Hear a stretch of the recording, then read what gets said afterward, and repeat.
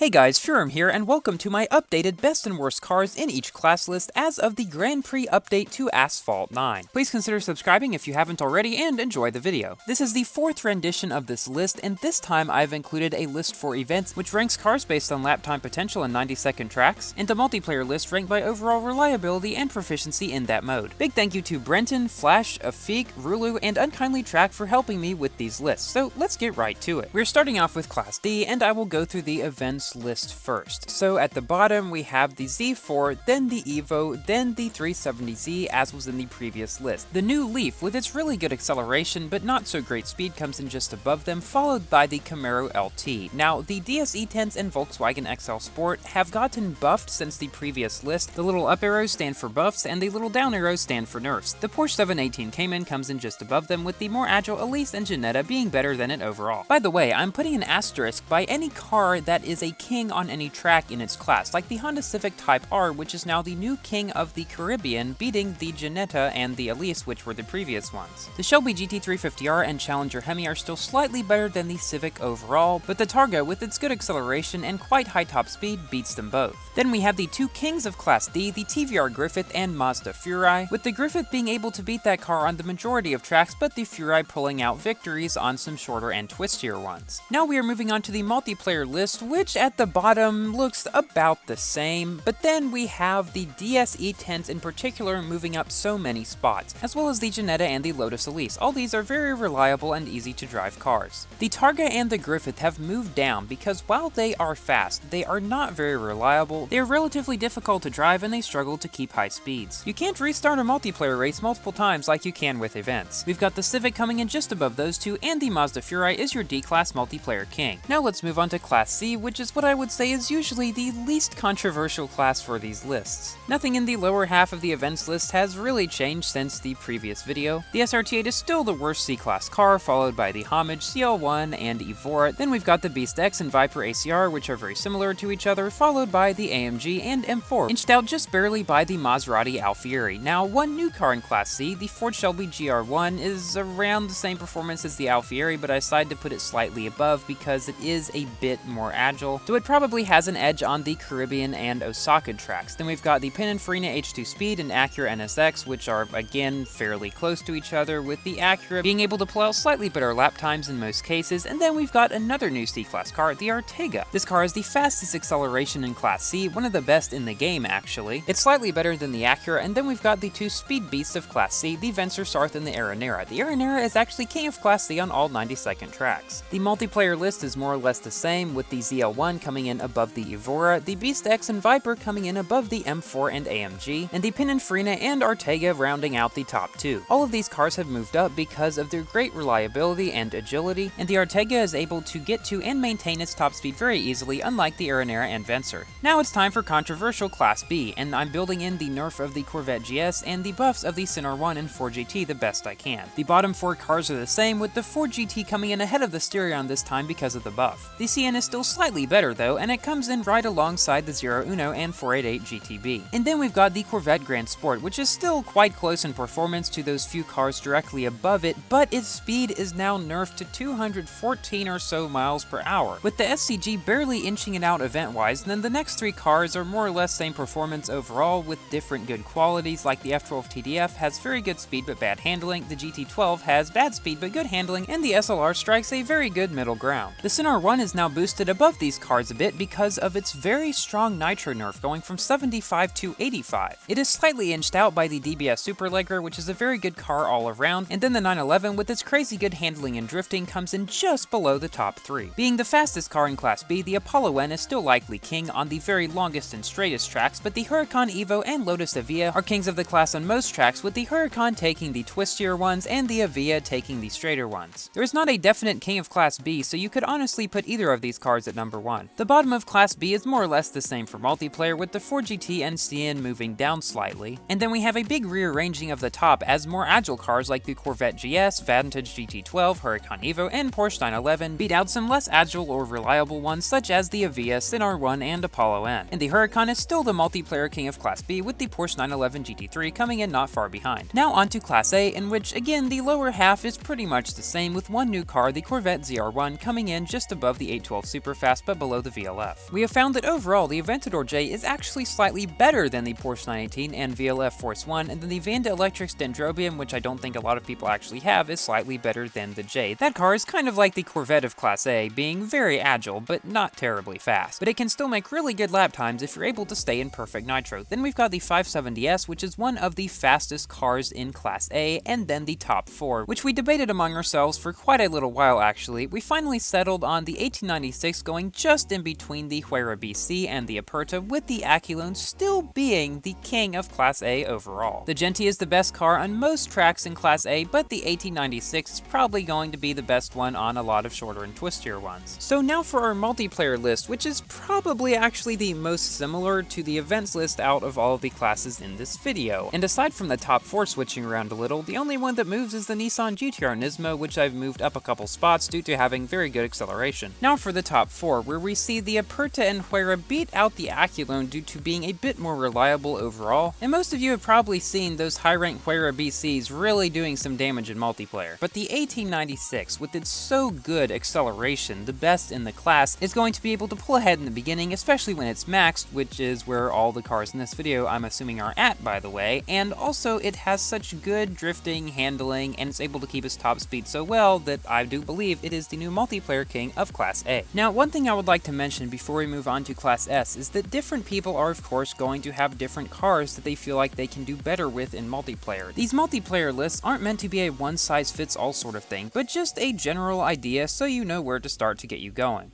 Now we are moving on to Class S, which has seen a few new additions. The bottom 5 are still the same, but the McLaren Senna, with its extreme agility, probably the best in the game, comes in just above the Lycan Hypersport, and then the Pininfarina Battista, with the best acceleration in the game, comes in just ahead of the Terzo Millennio. Then we have the Fenner Supersport and Zenvo TS1, which there has been some debate about which is really better, but I believe the Zenvo, with its better top speed and drifting overall, will beat the Fenner Supersport on the majority of tracks. These are overshadowed by the Trion Nemesis and Koenigsegg Regera, which again there was a little bit of debate about, but then we have the top 3 definite kings of Class S. The Bugatti Chiron, which isn't really king on any track anymore, but is still a really good car in Class S, and then the Rimac C2 and Koenigsegg Jesko. The Rimac is king on the shorter, twistier ones, whereas the Koenigsegg Jesko is king on the longer and straighter ones, and the Jesko does beat the Rimac on more than the Rimac beats the Jesko on. Moving on to the multiplayer list, the stable and quickly accelerating Egoista moves above the Vulcano, the very agile Senna goes ahead of the Terzo, and then the fast accelerating Battista is likely to be slightly more reliable than the Zenvo and the Fenner. The Trion Nemesis is easier to drive than the Regera in part due to its much better drifting, and so it is likely to be more reliable in pulling out wins. Then the top 3 are in the exact same order, with the Rimac's really good acceleration, allowing it to do better than the Chiron probably most of the time, but then the Jesko with its crazy high top speed and crazy high drifting takes the number 1 spot. This has been your best and worst cars in each class list as of the 10th update to Asphalt 9, the Grand Prix update. I will continue to make these after every few updates, so with several months in between most of the time, so that I don't make them too often because then the channel gets kind of cluttered with them, but I also want to make them often enough that they are reasonably up to date at any given time. Again, thank you to everyone who helped me with these rankings. Let me know down in the comments, guys, how you think we did. So a couple things I want to mention. Multiple people in my comments have suggested making a video of best and worst cars in Asphalt 9, period.